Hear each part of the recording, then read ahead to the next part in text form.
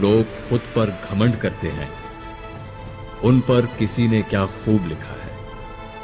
पैदा तुम्हें तुम्हारी मां ने किया, नाम भी तुम्हें तुम्हारे घर वालों से मिला, तालीम भी तुम्हारे उस्ताद की है, रिश्ते भी तुम्हें तुम्हारे खानदान से मिले, काम करना भी तुमने किसी और से सीखा, और आखिर में कब्रिस्तान तक चार कांधों पर ही जाएगा। तो इस दुनिया में तुम्हारा क्या है जिस पर तुम्हें इतना घमंड है?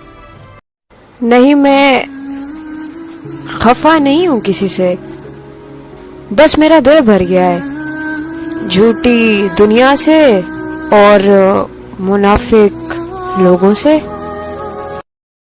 پتہ ہے اچھے لوگوں کی نشانی کیا ہے؟ اچھے لوگوں کی نشانی یہ ہے کہ وہ اپنے درد، وہ اپنے زخم کبھی آپ کو دکھائیں گے نہیں، بلکہ انتظار کریں گے کہ آپ کو اپنی غلطی کا کب احساس ہوتا ہے۔